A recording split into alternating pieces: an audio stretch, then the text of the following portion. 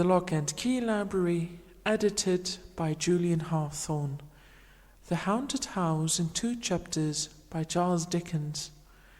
Chapter 1. The Mortals in the House. Under none of the accredited ghostly circumstances, and environed by none of the conventional ghostly surroundings, did I first make acquaintance with a house which is the subject of this Christmas piece. I saw it in the daylight with the sun upon it.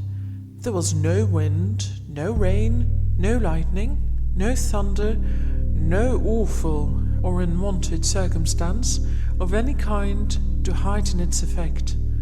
More than that, I had come to it direct from a railway station. It was not more than a mile distant from the railway station, and as I stood outside the house looking back upon the way I had come, I could see the goods train running smoothly along the embankment in the valley. I will not say that everything was utterly commonplace, because I doubt if anything can be that except to utterly commonplace people, and there my vanity steps in. But I will take it on myself to say that anybody might see the house as I saw it any fine autumn morning. The manner of my lighting on it was this. I was travelling towards London out of the north, intending to stop by the way to look at the house. My health required a temporary residence in the country, and a friend of mine who knew that, and who had happened to drive past the house, had written to me to suggest it as a likely place. I had got into the train at midnight and had fallen asleep, and had woke up and had sat looking out of the window at the brilliant northern lights in the sky, and had fallen asleep again, and had woke up again to find the night gone, with the usual discontented conviction on me that I hadn't been to sleep at all.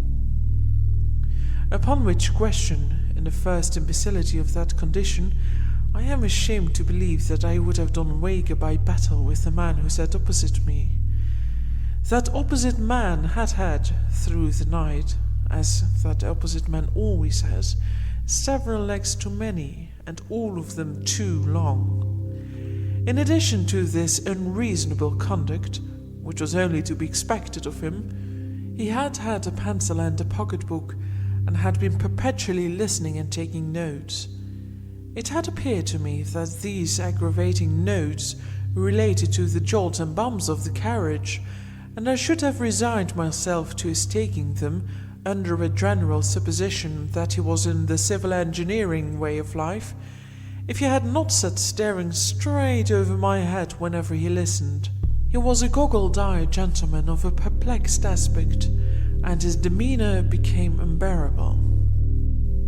It was a cool, dead morning, the sun not being up yet, and when I had outwatched the paling light of the fires of the iron country, and the curtain of heavy smoke that hung at once between me and the stars and between me and the day, I turned to my fellow traveller and said, "I beg your pardon, sir, but do you observe anything particular in me?" For really he appeared to be taking down either my travelling cap or my hair with a minuteness that was a liberty. The goggle-eyed gentleman withdrew his eyes from behind me, as if the back of the carriage were 100 miles off, and said with a lofty look of compassion for my insignificance, "And you, sir?" "B." "B, sir?" said I, growing warm. "I have nothing to do with you, sir," returned the gentleman. "Pray, let me listen." "Oh." He enunciated this vowel after a pause and noted it down. At first I was alarmed, for an express lunatic and no communication with the guard is a serious position. The thought came to my relief that the gentleman might be what is popularly called a rapper, one of a sect for some of whom I have the highest respect, but whom I don't believe in. I was going to ask him the question when he took the bread out of my mouth.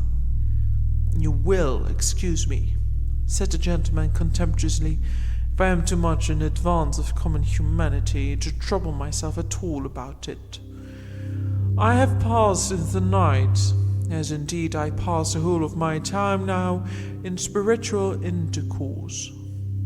"Oh," said I, somewhat snappishly. "The conferences of the night began," continued the gentleman, turning several leaves of his notebook, "with this message: 'Evil communications corrupt good manners.'" "Sound," said I, "but absolutely new?" "New from spirits," returned the gentleman. I could only repeat my rather snappish "Oh," and ask if I might be favoured with the last communication. "A bird in the hand," said the gentleman, reading his last entry with great solemnity, "is worth 2 in the bush." "Truly I am of the same opinion," said I, "but shouldn't it be bush?" "It came to me bosh," returned the gentleman. The gentleman then informed me that the spirit of Socrates had delivered this special revelation in the course of the night: "My friend, I hope you are pretty well. There are 2 in this railway carriage. How do you do? There are 17,479 spirits here, but you cannot see them. Pythagoras is here. He is not at liberty to mention it, but hopes you like travelling. Galileo likewise had dropped in with this scientific intelligence.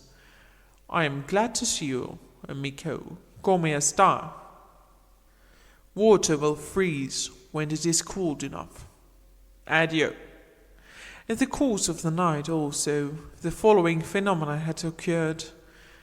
Bishop Butler had insisted on spelling his name Bubbler, for which offence against orthography and good manners he had been dismissed as out of temper. John Milton, suspected of wilful mystification, had repudiated the authorship of Paradise Lost, and had introduced, as joint authors of that poem, 2 unknown gentlemen, respectively named Grungers and Skeffington. And Prince Arthur, nephew of King John of England, had described himself as tolerably comfortable in the 7th circle, where he was learning to paint on velvet under the direction of Mrs. Trimmer and Mary, Queen of Scots. If this should meet the eye of the gentleman who favoured me with these disclosures, I trust he will excuse my confessing that the sight of the rising sun and the contemplation of the magnificent order of the vast universe made me impatient of them. In a word, I was so impatient of them that I was mightily glad to get out at the next station and to exchange these clouds and vapours for the free air of heaven. By that time it was a beautiful morning. As I walked away among such leaves as had already fallen from the golden brown and russet trees, and as I looked around me on the wonders of creation, and thought of the steady, unchanging, and harmonious laws by which they are sustained, the gentleman's spiritual intercourse seemed to me as poor a piece of journey work as ever this world saw. In which heathen state of mind, I came within view of the house and stopped to examine it attentively. It was a solitary house, standing in a sadly neglected garden, a pretty even square of some 2 acres. It was a house of about the time of George II, as stiff, as cold, as formal, and in as bad taste as could possibly be desired by the most loyal admirer of the whole quartet of Georges. It was uninhabited, but had, within a year or 2, been cheaply repaired to render it habitable. I say cheaply, because the work had been done in a surfaced manner, and was already decaying as to the paint and plaster, though the colours were fresh. A lopsided board drooped over the garden wall, announcing that it was to let on very reasonable terms, well furnished. It was much too closely and heavily shadowed by trees, and in particular there were 6 tall poplars before the front windows, which were excessively melancholy, and the site of which had been extremely ill chosen. It was easy to see that it was an avoided house, a house that was shunned by the village, to which my eye was guided by a church spire some half a mile off, a house that nobody would take, and the natural inference was that it had the reputation of being a haunted house. No period within the 24 hours of day and night is so solemn to me as the early morning. In the summer time I often rise very early and repair to my room to do a day's work before breakfast, and I am always on those occasions deeply impressed by the stillness and solitude around me. Besides that, there is something awful in the being surrounded by familiar faces asleep, in the knowledge that those who are dearest to us and to whom we are dearest are profoundly unconscious of us, in an impassive state, anticipative of that mysterious condition to which we are all tending, the stopped life, the broken threads of yesterday, the deserted seed, the closed book, the unfinished but abandoned occupation, all are images of death. The tranquillity of the hour is the tranquillity of death. The color and the chill have the same association. Even a certain air that familiar household objects take upon them when they first emerge from the shadows of the night into the morning, of being newer and as they used to be long ago, has its counterpart in the subsidence of the worn phase of maturity or age, in death, into the old youthful look. Moreover, I once saw the apparition of my father at this hour. He was alive and well, and nothing ever came of it, but I saw him in the daylight, sitting with his back towards me, on a seat that stood beside my bed. His head was resting on his hand, and whether he was slumbering or grieving I could not discern. Amazed to see him there, I sat up, moved my position, leaned out of bed, and watched him. As he did not move, I spoke to him more than once. As he did not move then, I became alarmed and laid my hand upon his shoulder, as I thought, and there was no such thing. For all these reasons, and for others less easily and briefly stateable, I find the early morning to be my most ghostly time. Any house would be more or less haunted to me in the early morning, and a haunted house could scarcely address me to greater advantage than then. I walked on into the village, with the desertion of this house upon my mind, and I found the landlord of the little inn standing his doorstep. I bespoke breakfast and broached the subject of the house. "Is it haunted?" I asked. The landlord looked at me, shook his head, and answered, "I say nothing." "Then it is haunted." "Well," cried the landlord in an outburst of frankness that had the appearance of desperation, "I wouldn't sleep in it." "Why not?" "If I wanted to have all the bells in the house ring with nobody to ring 'em, and all the doors in the house bang with nobody to bang 'em, and all sorts of feet trading about with no feet there, why then," said the landlord, "I'd sleep in that house. Is anything seen there?" The landlord looked at me again, and then, with his former appearance of desperation, called down his stable yard for "Ikey." The call produced a high-shouldered young fellow with a round red face, a short crop of sandy hair, a very broad humorous mouth, a turned-up nose, and a great-sleeved waistcoat of purple bars with mother-of-pearl buttons that seemed to be growing upon him and to be in a fair way, if it were not pruned, of covering his hat and overrunning his boots. "This gentleman wants to know," said the landlord, "if anything's seen at the Poplars."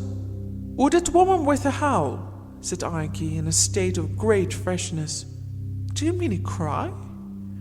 I mean a bird, sir. A hooded woman with an owl.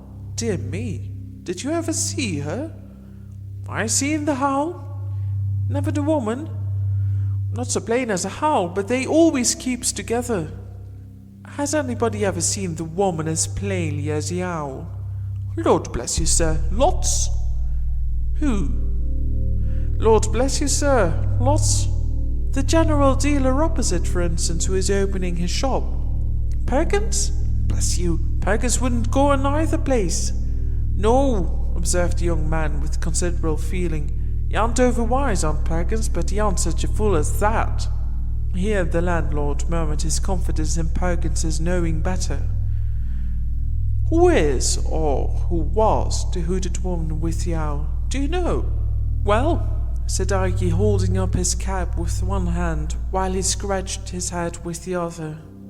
They say in general that she was murdered, and the howl yielded the while. This very concise summary of the facts was all I could learn, except that the young man, as hearty and likely young man as ever I see, had been took with fits and held down in them after seeing the hooded woman. Also that a personage dimly described as a whole chap, a sort of one-eyed tramp answering to the name of Joby, unless you challenged him as Greenwood, and then he said, why not, and even if so, mind your own business, had encountered the hooded woman a matter of 5 or 6 times, but I was not materially assisted by these witnesses, inasmuch as the first was in California, and the last was, as Ike said, and it was confirmed by the landlord, anywheres. Now, although I regard with a hushed and solemn fear the mysteries between which and this state of existence is interposed the barrier of the great trial and change that fall on all things that live, and although I have not the audacity to pretend that I know anything of them, I can no more reconcile the mere banging of doors, ringing of bells, creaking of boards, and such like insignificances, with the majestic beauty and pervading analogy of all the divine rules that I am permitted to understand, than I had been able, a little while before, to yoke the spiritual intercourse of my fellow traveller to the chariot of the rising sun. Moreover, I had lived in 2 haunted houses, both abroad. In one of these, an old Italian palace, which bore the reputation of being very badly haunted indeed, and which had recently been twice abandoned on that account, I lived 8 months, most tranquilly and pleasantly, notwithstanding that the house had a score of mysterious bedrooms which were never used, and possessed, in one large room in which I sat reading, times out of number at all hours, and next to which I slept, a haunted chamber of the first pretensions. I gently hinted these considerations to the landlord, and as to this particular house having a bad name, I reasoned with him, why, how many things had bad names undeservedly, and how easy it was to give bad names, and did he not think that if he and I were persistently to whisper in the village that any weird-looking old drunken tinker of the neighbourhood had sold himself to the devil, he would come in time to be suspected of that commercial venture? All this wise talk was perfectly ineffective with the landlord, I am bound to confess, and was as dead a failure as ever I made in my life. To cut this part of the story short, I was piqued about the haunted house, and was already half resolved to take it. So, after breakfast, I got the keys from Perkinson's brother-in-law, a whip and harness maker, who keeps a post office and is under submission to a most rigorous wife of the doubly seceding little Lemuel persuasion, and went up to the house, attended by my landlord and by Ike.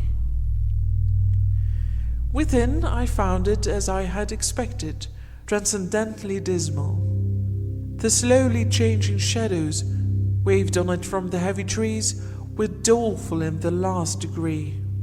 The house was ill-placed, ill-built, ill-planned, and ill-fitted. It was damp. It was not free from dry rot.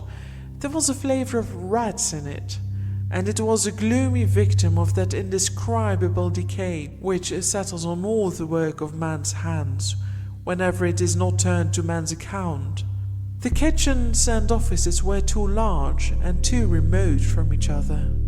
Above stairs and below, waste tracts of passage intervened between patches of fertility represented by rooms, and there was a mouldy old well with a green growth upon it, hiding like a murderous trap near the bottom of the back stairs under the double row of bells.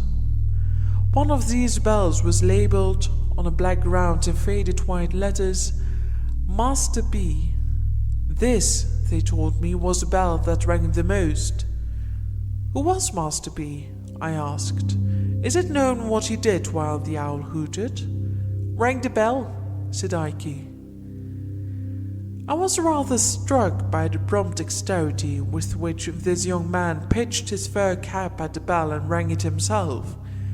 It was a loud, unpleasant bell and made a very disagreeable sound. The other bells were inscribed according to the names of the rooms to which their wires were conducted, as picture room, double room, clock room, and the like. Following Master B's bell to its source, I found that young gentleman to have had but indifferent third-class accommodation in a triangular cabin under the cockloft, with a corner fireplace, which Master B must have been exceedingly small if he were ever able to warm himself at, and a corner chimney-piece like a pyramidal staircase to the ceiling for Tom Thumb. The papering of one side of the room had dropped down bodily, with fragments of plaster adhering to it, and almost blocked up the door. It appeared that Master B, in his spiritual condition, always made a point of pulling the paper down. Neither the landlord nor Ike could suggest why he made such a fool of himself, except that the house had an immensely large rambling loft at top. I made no other discoveries. It was moderately well furnished, but sparely. Some of the furniture, say a third, was as old as the house. The rest was of various periods within the last half-century. I was referred to a corn chandler in the marketplace of the county town to treat for the house. I went that day, and I took it for 6 months. It was just in the middle of October, when I moved in with my maid and sister. I ventured to call her 8:30. She is so very handsome, sensible, and engaging. We took with us a deaf stableman, my bloodhound Turk, 2 women servants, and a young person called a Not Girl. I have reason to record of the attendant last enumerated, who was one of the St. Lawrence Union female orphans, that she was a fatal mistake and a disastrous engagement. The year was dying early. The leaves were falling fast. It was a raw, cold day when we took possession, and the gloom of the house was most depressing. The cook, an amiable woman, but of a weak turn of intellect, burst into tears on beholding the kitchen, and requested that a silver watch might be delivered over to her sister, 2 Tuppentog's Gardens, Liggs Walk, Clapham Rise, in the event of anything happening to her from the damp. Strieger, the housemaid, feigned cheerfulness, but was a greater martyr. The odd girl, who had never been in the country, alone was pleased, and made arrangements for sowing an acorn in the garden outside the scullery window and rearing an oak. We went before dark through all the natural, as opposed to supernatural, miseries incidental to our state. Dispiriting reports ascended, like the smoke, from the basement in volumes, and descended from the upper rooms. There was no rolling pin, there was no salamander, which failed to surprise me, for I don't know what it is. There was nothing in the house. What there was broken. The last people must have lived like pigs. What could the meaning of the landlord be? Through these distresses, the odd girl was cheerful and exemplary, but within 4 hours after dark, we had got into a supernatural groove, and the odd girl had seen eyes and was in hysterics. My sister and I had agreed to keep the haunting strictly to ourselves, and my impression was, and still is, that I had not left Ike, when he helped to unload the cart, alone with the women or any one of them for 1 minute. Nevertheless, as I say, the odd girl had seen eyes. No other explanation could ever be drawn from her. Before 9, and by 10 o'clock had had as much vinegar applied to her as would pickle a handsome salmon. I leave a discerning public to judge of my feelings, when, under these untoward circumstances, at about 10:30 o'clock, Master B.'s bell began to ring in a most infuriated manner, and Turk howled until the house resounded with his lamentations. I hope I may never again be in a state of mind so unchristian as to the mental frame in which I lived for some weeks, respecting the memory of Master B. Whether his bell was rung by rats, or mice, or bats, or wind, or what other accidental vibration, or sometimes by one cause, sometimes another, and sometimes by collusion, I don't know. But certain it is that it did ring 2 nights out of 3, until I conceived the happy idea of twisting Master B.'s neck, in other words, breaking his bell short off, and silencing that young gentleman, as to my experience and belief, forever. But by that time, the odd girl had developed such improving powers of catalepsy that she had become a shining example of that very inconvenient disorder. She would stiffen like a Guy Fawkes endowed with unreason on the most irrelevant occasions. I would address the servants in a lucid manner, pointing out to them that I had painted Master B.'s room and bulked the paper, and taken Master B.'s bell away and bulked the ringing, and if they could suppose that confounded boy had lived and died, to clothe himself with no better behaviour than would most unquestionably have brought him and the sharpest particles of a birch broom into close acquaintance, in the present imperfect state of existence, could they also suppose a mere poor human being, such as I was, capable by this contemptible means of counteracting and limiting the powers of the disembodied spirits of the dead, or of any spirits? I said I would become emphatic and cogent, not to say rather complacent, in such an address, when it would all go for nothing by reason of the odd girl suddenly stiffening from the toes upward and glaring among us like a parochial petrifaction. Streaker, the housemaid, too, had an attribute of a most discomforting nature.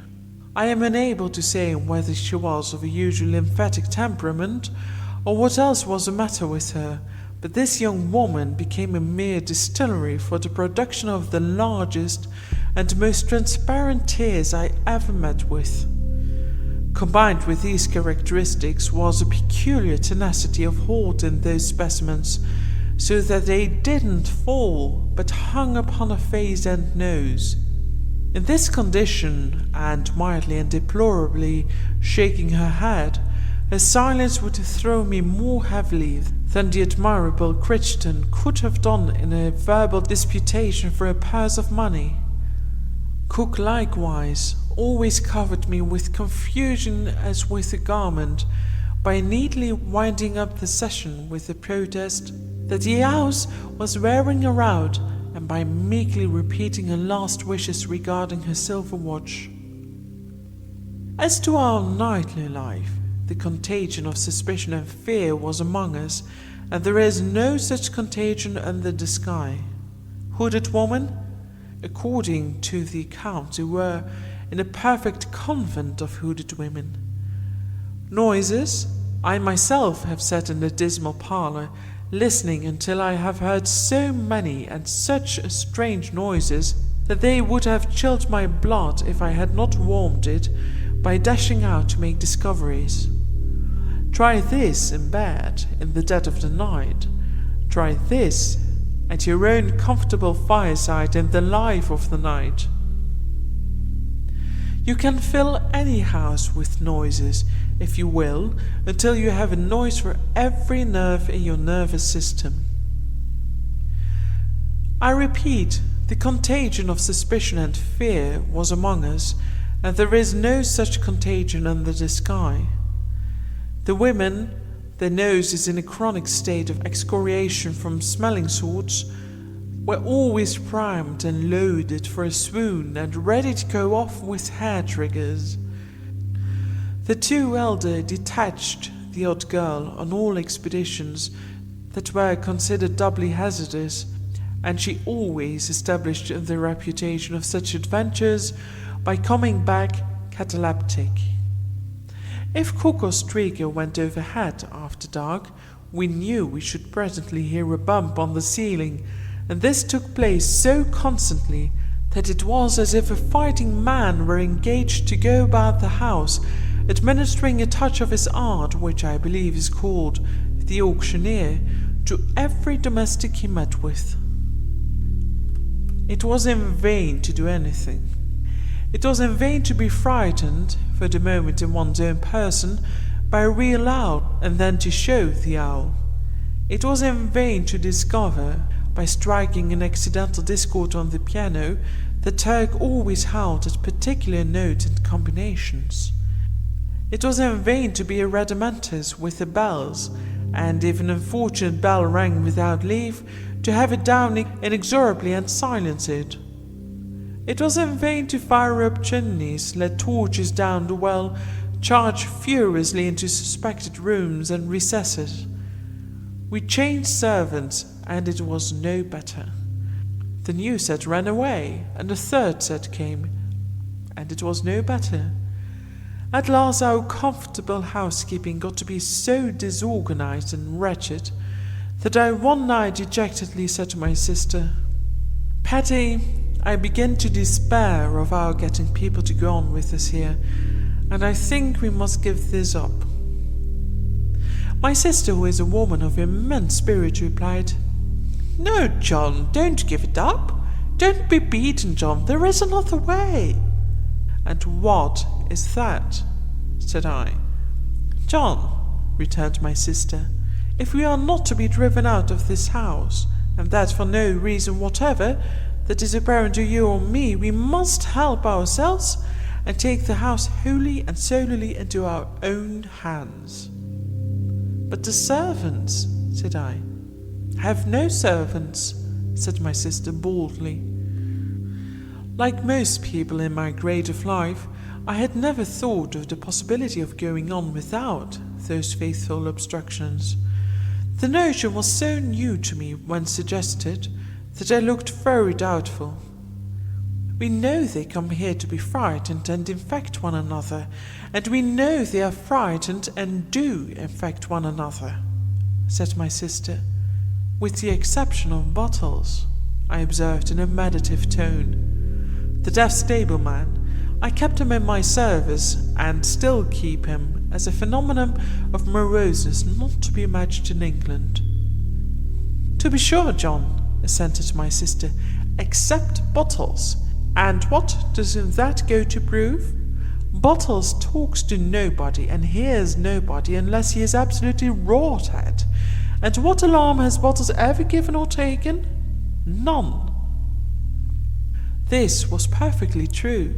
The individual in question, having retired every night at 10 o'clock to his bed over the coach-house, with no other company than a pitchfork and a pail of water. That a pail of water would have been over me and the pitchfork through me, if I had put myself without announcement in Bottle's way after that minute, I had deposited in my own mind as a fact worth remembering.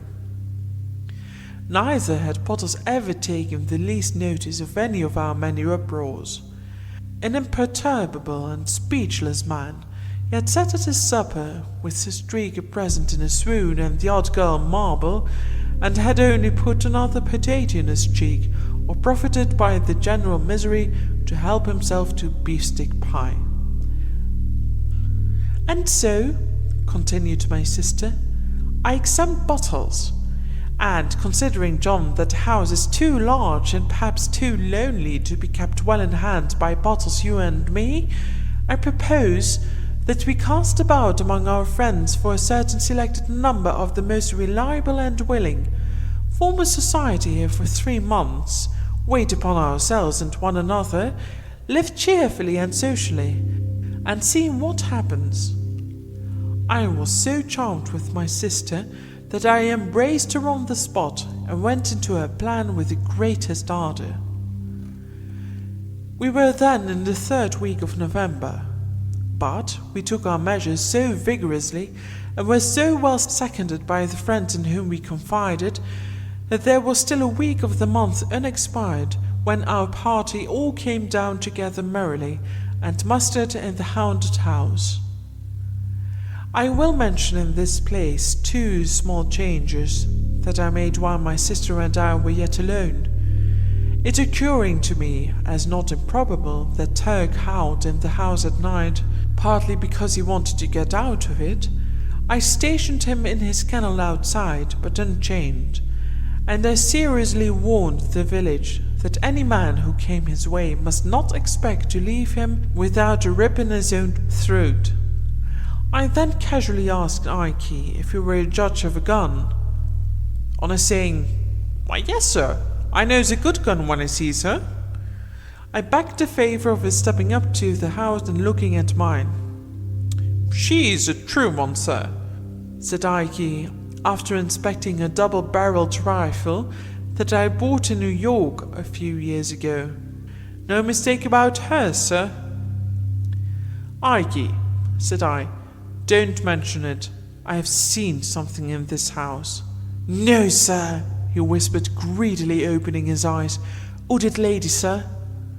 "Don't be frightened," said I. "It was a figure rather like you." "Lord, sir!" "Ike," said I, shaking hands with him warmly, I may say affectionately, "if there is any truth in these ghost stories, the greatest service I can do you is to fire at that figure, and I promise you by heaven and earth I will do it with this gun if I see it again." The young man thanked me, and took his leave with some little precipitation after declining a glass of liquor.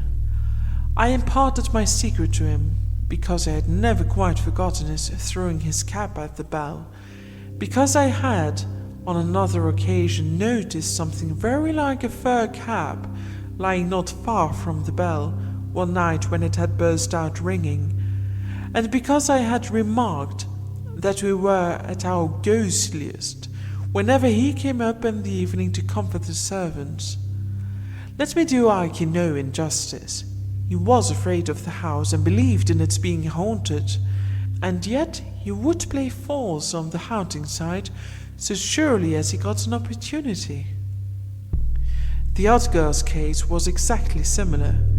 She went about the house in a state of real terror, and yet lied monstrously and wilfully, and invented many of the alarms she spread, and made many of the sounds we heard. I had had my eye on the 2, and I know it. It is not necessary for me here to account for this preposterous state of mind. I content myself with remarking that it is familiarly known to every intelligent man who has had fair medical, legal, or other watchful experience, that it is as well established and as common a state of mind as any with which observers are acquainted, and that it is one of the first elements, above all others, rationally to be suspected in, and strictly looked for and separated from any question of this kind. To return to our party, the first thing we did when we were all assembled was to draw lots for bedrooms. That done, and every bedroom and indeed the whole house having been minutely examined by the whole body, we allotted the various household duties, as if we had been on a gypsy party, or a yachting party, or a hunting party, or were shipwrecked. I then recounted the floating rumours concerning the hooded lady, the owl and Master B, with others still more filmy, which had floated about during our occupation, relative to some ridiculous old ghost of the female gender who went up and down carrying the ghost of a round table, and also to an impalpable jackass whom nobody was ever able to catch. Some of these ideas I really believe our people below had communicated to one another in some diseased way without conveying them in words. We then gravely called one another to witness that we were not here to be deceived or to deceive, which we considered pretty much the same thing, and that with a serious sense of responsibility we would be strictly true to one another and would strictly follow out the truth. The understanding was established that anyone who heard unusual noises in the night and who wished to trace them should knock at my door. Lastly, that on 12th night, the last night of Holy Christmas, all our individual experiences since that present hour of our coming together in the haunted house should be brought to light for the good of all, and that we would hold our peace on the subject till then, unless on some remarkable provocation to break silence. We were in number and in character as follows. First, to get my sister and myself out of the way, there were we two. In the drawing of lots, my sister drew her own room, and I drew Master B's. Next, there was our first cousin, John Herschel, so called after the great astronomer, than whom I suppose a better man at a telescope does not breathe. With him was his wife, a charming creature to whom he had been married in the previous spring. I thought it, under the circumstances, rather imprudent to bring her, because there is no knowing what even a false alarm may do at such a time. But I suppose he knew his own business best, and I must say that if she had been my wife, I never could have left her endearing and bright face behind. They drew the clock room. Alfred Starling, an uncommonly agreeable young fellow of 28, for whom I have the greatest liking, was in the double room, mine usually, and designated by that name from having a dressing room within it, with two large and cumbersome windows, which no wedges I was ever able to make would keep from shaking in any weather, wind or no wind.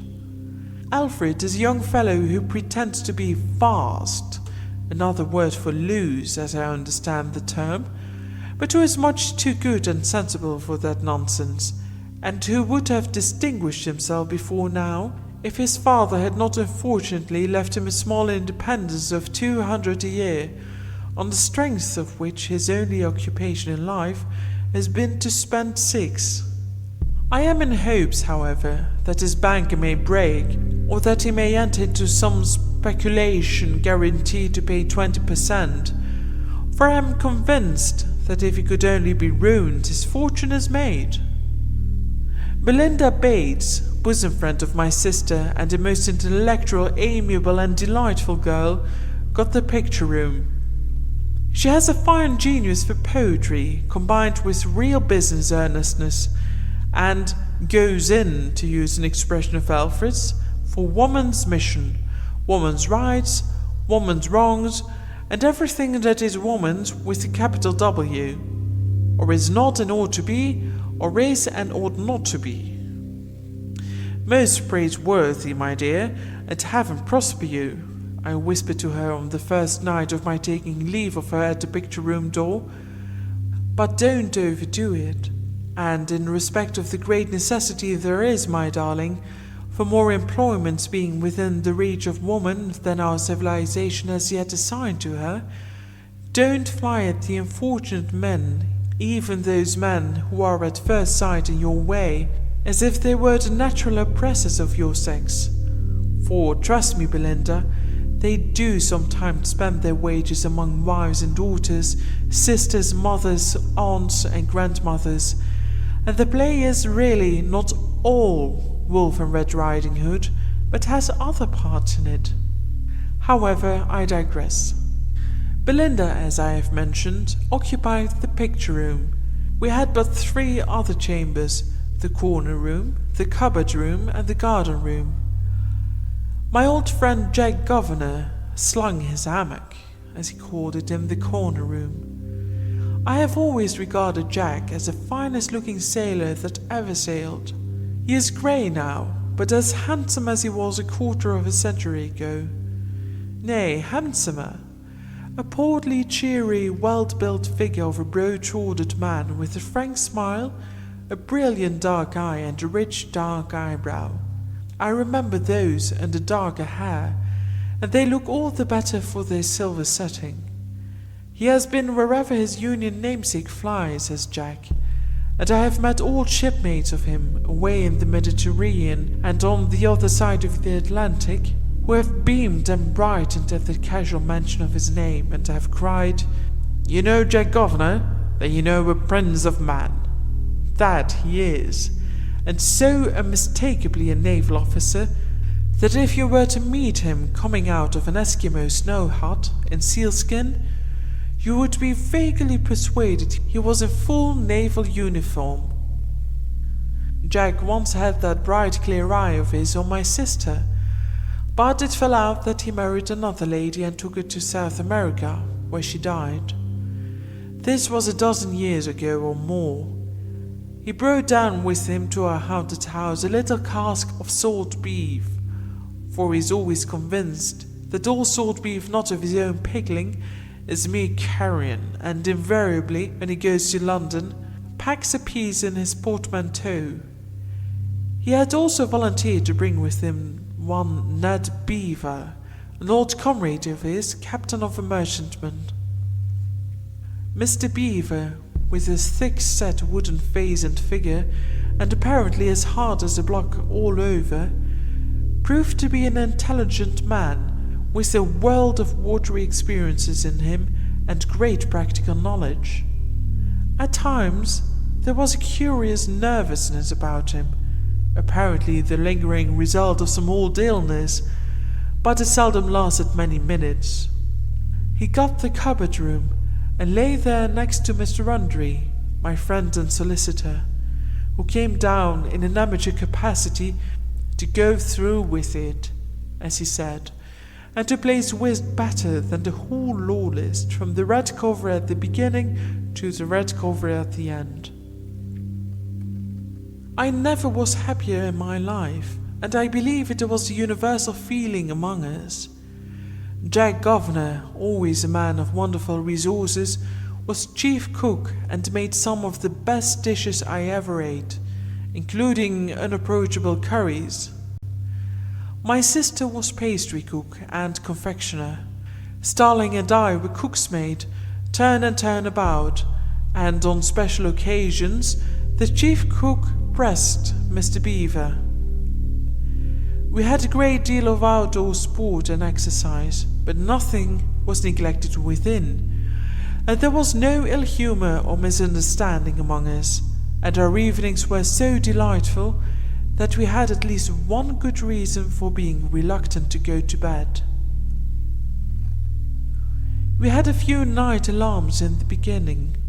On the first night, I was knocked up by Jack with the most wonderful ship's lantern in his hand, like the gills of some monster of the deep, who informed me that he was going aloft to the main truck to have the weathercock down. It was a stormy night, and I remonstrated, but Jack called my attention to its making a sound like a cry of despair, and said somebody would be hailing a ghost presently if it wasn't done. So, up to the top of the house, where I could hardly stand for the wind, we went, accompanied by Mr. Beaver. and there Jack, lantern and all, with Mr. Beaver after him, swarmed up to the top of a cupola, some 24 feet above the chimneys, and stood upon nothing particular, coolly knocking the weathercock off, until they both got into such good spirits with the wind and the height that I thought they would never come down. Another night they turned out again, and had a chimney cowl off. Another night they cut a sobbing and gulping water pipe away. Another night they found out something else. On several occasions they both, in the coolest manner, simultaneously dropped out of their respective bedroom windows, hand over hand by their counterpanes, to overhaul something mysterious in the garden. The engagement among us was faithfully kept, and nobody revealed anything. All we knew was, if anyone's room were haunted, no one looked the worse for it. Editor's note: the foregoing story is particularly interesting as illustrating the leaning of Dickens's mind toward the spiritualistic and mystical fancies current in his time, and the counterbalance of his common sense and fun. He probably never made up his own mind, Mr. Andrew Lang declares in a discussion of this haunted house story. Mr. Lang says he once took part in a similar quest, and can recognize the accuracy of most of Dickens's remarks. Indeed, even to persons not on the level of the odd girl in education, the temptation to produce phenomena for fun is all but overwhelming. That people communicate hallucinations to each other in some diseased way without words is a modern theory perhaps first formulated here by Dickens. The Signal Man story, which follows, is likewise, Mr. Lang believes, probably based on some real story of the kind, some anecdote of premonitions. There are scores in the records of the Society for Psychical Research. End of editor's note. End of The Haunted House by Charles Dickens.